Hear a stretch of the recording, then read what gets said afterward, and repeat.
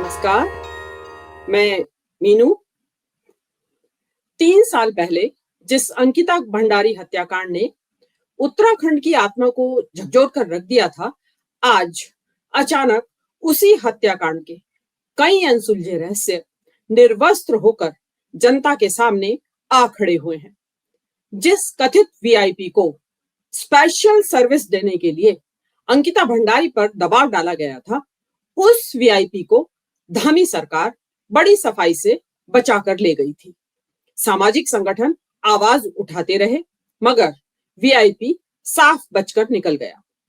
2 दिन पहले उसी वीआईपी का नाम भाजपा के एक पूर्व विधायक सुरेश राठौर और उनकी एक कथित पत्नी उर्मिला सनावर के बीच सोशल मीडिया पर चल रही जूतम पैजार के दौरान उछलकर अचानक जनता के सामने आ गिरा। नाम का रहस्य उद्घाटन करने वाली विधायक की कथित पत्नी उर्मिला सनावर के इस बयान से राज्य में सनसनी फैल गई कि अंकिता भंडारी पर ग्रुप सेक्स के लिए दबाव डालने वाला वीआईपी भाजपा का राष्ट्रीय महासचिव और उत्तराखंड प्रभारी दुष्यंत कुमार गौतम उर्फ गट्टू था। और वह अकेला नहीं था, बल्कि भाजपा के केंद्रीय संगठन के एक और महासचिव समेत, वो महासचिव कौन है ये भी अभी एक रहस्य है, केंद्रीय संगठन के एक और महासचिव समेत अन्य कई पदाधिकारी भी इस धत्कर्म में शामिल थे। इतना ही नहीं, आरोप लगाने वाली इस महिला ने वह नाम भी बताया जिसने पुलिस कार्रवाई शुरू होने से पहले ही अंकिता के कमरे पर बुलडोजर चलवाया था। इसके अलावा भी उर्मिला सनावर ने प्रदेश भाजपा अध्यक्ष समेत भाजपा के कई शीर्ष नेताओं के पर यौन दुराचारों के आरोप लगाए हैं, या यूं कहें कि पर्दाफाश किया है। उन आरोपों पर हम इस वीडियो में आगे बात करेंगे। फिलहाल बात अंकिता भंडारी की। उर्मिला सनावर की बातों में साफ संकेत है कि धामी सरकार जिस वीआईपी को बचाकर ले गई थी, वह राजनीतिक पद पर बैठा हुआ एक शीर्ष व्यक्ति था। अंकिता को न्याय नहीं मिला और अपराधी अब भी खुले घूम रहे हैं। इस पर्दाफाश के बाद सत्ता के गलियारों में हड़कंप मचा हुआ है। प्रदेश में मानो भूचाल आ गया है। विपक्षी कांग्रेस पार्टी ने दिल्ली में प्रेस कॉन्फ्रेंस कर पूरे मामले में सुप्रीम कोर्ट के जज की निगरानी में सीबीआई की जांच करवाने की मांग की है। साथ ही अल्टीमेटम दिया है कि 4 जनवरी तक यह मांग पूरी की जाए, अन्यथा राज्यव्यापी आंदोलन किया जाएगा। तो आइए संक्षेप में जान ले कि अंकिता भंडारी हत्याकांड क्या था। अगस्त 2022 में उत्तराखंड के पौड़ी गढ़वाल जिले के एक सुदूर गांव की 19 साल की बेटी अंकिता भंडारी घर के विषम आर्थिक हालात सुधारने का सपना आंखों में लिए पहाड़ों से नीचे उतरती है और ऋषिकेश के नजदीक यमकेश्वर ब्लॉक के घने जंगलों में बने वनंतरा रिजॉर्ट में 10,000 रुपए मासिक पर रिसेप्शनिस्ट की जॉब करने लगती है। काम करते हुए अभी 15 दिन भी नहीं बीते थे कि रिजॉर्ट का मालिक पुलकित आर्य, जो भाजपा सरकार में मंत्री रहे विनोद आर्य का पुत्र है, वह अंकिता पर दबाव बनाता है कि वह एक वीआईपी गेस्ट को स्पेशल सर्विस दे। पहाड़ की भोली भाली लड़की यह सुनकर सख्त में आ जाती है और अपने मित्र पुष्पदीप को व्हाट्सएप पर और रिजॉर्ट में काम करने वाले एक अन्य सहयोगी कर्मचारी विवेक आर्य को सारी बातें बताती है और कहती है कि उसे अपनी जान का खतरा है। इससे पहले कि अंकिता का मित्र किसी तरह की कोई मदद कर पाता, उससे पहले ही 18 सितंबर को अंकिता का फोन बंद हो जाता है। पता चलता है कि अंकिता रिजॉर्ट से लापता है। 6 दिन बाद 24 सितंबर 2022 को निकटवर्ती चिल्ला नाम की नहर में अंकिता की सड़ी गली लाश मिलती है। जांच में सामने आता है कि वीआईपी को स्पेशल सर्विस देने से मना करने पर रिजॉर्ट मालिक पुलकित आर्य ने अपने 2 साथियों सौरभ भास्कर, जो मैनेजर था, और अंकित गुप्ता के साथ मिलकर अंकिता पर हमला किया और चिल्ला नहर में धक्का दे दिया, जहां उसकी डूबने से मौत हो जाती है। और उसके बाद जो हुआ वह न्याय नहीं था, बल्कि वह अपराध के सबूतों का विध्वंस था। रिजॉर्ट के जिस हिस्से में अंकिता रहती थी उस हिस्से को आधी रात में बुलडोजर से जमींदोज कर दिया गया। आरोप है कि यमकेश्वर की भाजपा विधायक रेणु बिष्ट बुलडोजर लेकर पहुंची थी और उसकी उपस्थिति में कमरा गिराया गया था। मुख्यमंत्री पुष्कर धामी और तत्कालीन पुलिस प्रमुख ने ट्वीट करके अपनी पीठ ठोकी थी कि हमने बुलडोजर चलाकर त्वरित न्याय कर दिया है। लिहाजा आज तक यह पता नहीं चल पाया कि आखिर अंकिता के कमरे में ऐसा क्या हुआ था कि हत्या के साक्ष्य मिटाने के लिए आनन फानन में कमरे को जमींदोज कर दिया गया। हैरानी इस बात की भी है कि अंकिता की मां द्वारा उस वीआईपी का नाम लिए जाने के बावजूद धामी सरकार उसे बचा ले गई।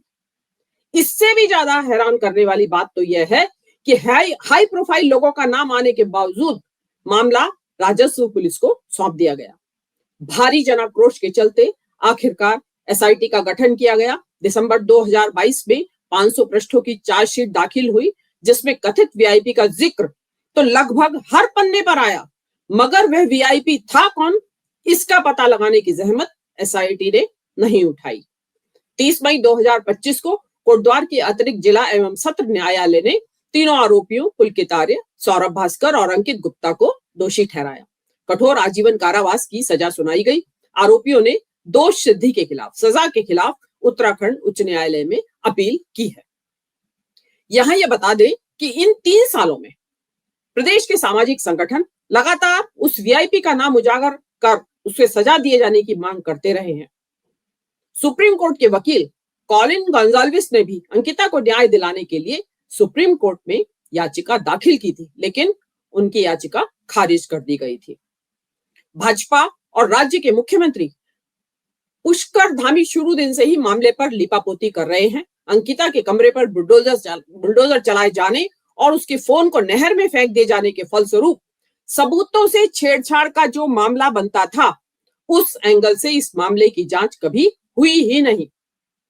अंकिता की मां ने जिस वीआईपी का नाम लिया था, उससे एसआईटी ने पूछताछ क्यों नहीं की? अंकिता के कमरे पर बुलडोजर चलवाने वाली जिस महिला विधायक का नाम जोर शोर से चर्चा में आ रहा था, उसे कोई सजा क्यों नहीं मिली? जबकि भारतीय दंड संहिता साफ कहती है कि अपराध के सबूतों को नष्ट करना या उनसे छेड़छाड़ करना स्वयं में एक गंभीर अपराध है। तो सवाल उठता है कि एक पूर्व विधायक की पत्नी को तो उस वीआईपी और उसके साथ वालों का नाम मालूम है कि कौन था वो, लेकिन एसआईटी यह पता नहीं लगा पाई कि वीआईपी कौन था, जिसके कारण अंकिता को अपनी जान से हाथ धोना पड़ा।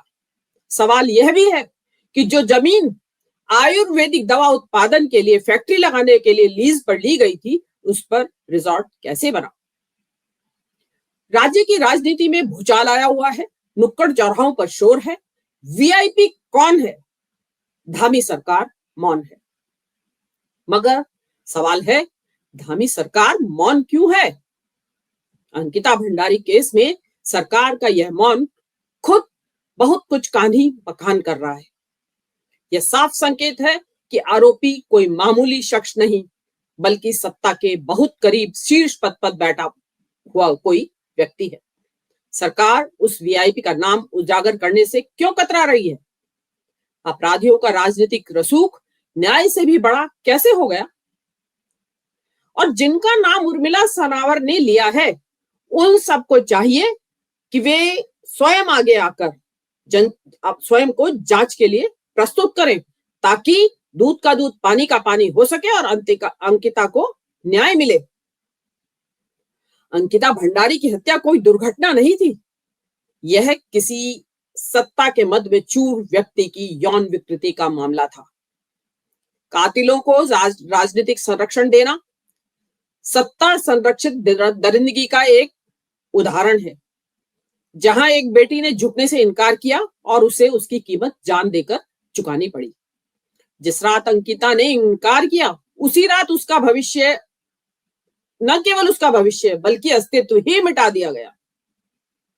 घटना स्थल पर बुलडोजर चलाना, कमरे को तोड़ देना, बिस्तर जलाने की कोशिश करना, यह सब किस कानून के तहत किया गया? सवाल यह कि यह साधारण रिसेप्शनिस्ट लड़की को वीआईपी मनोरंजन की वस्तु मानने वाली सत्ता, यह संस्कारी पार्टी, यह चाल चरित्र चेहरा वाली पार्टी किस मानसिकता के तहत काम कर रही है?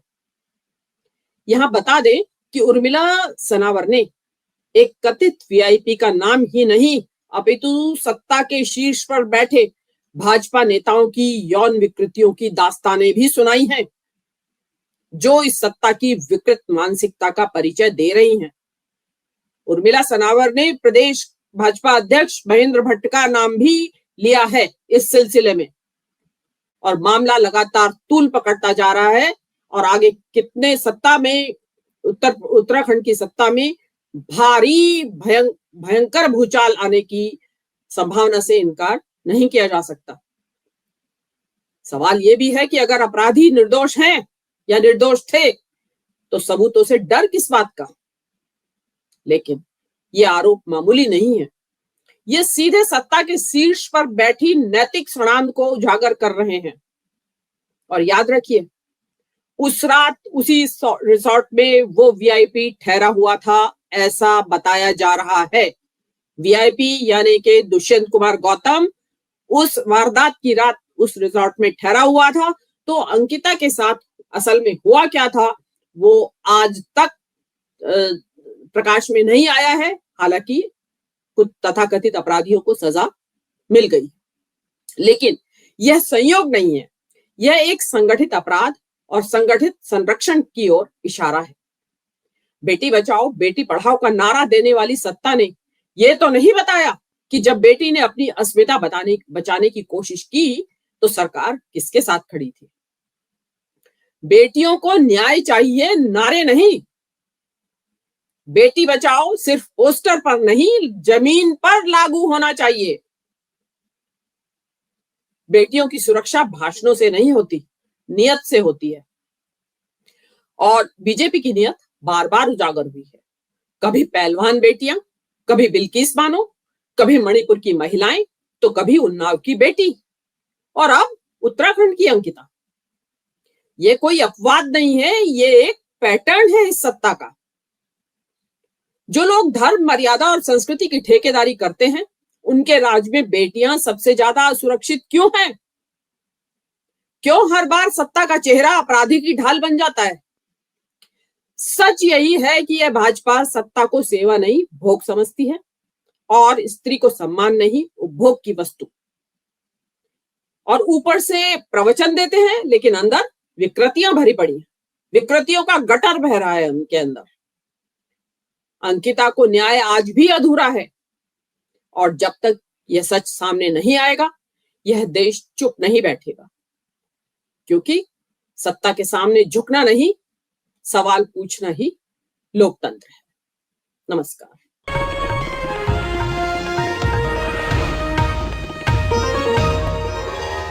Copyright disclaimer under Section 107 of the Copyright Act 1976. Allowance is made for fair use for purposes such as criticism, comment, news reporting, scholarship, and research. Fair use is a use permitted by copyright statute that might otherwise be infringing.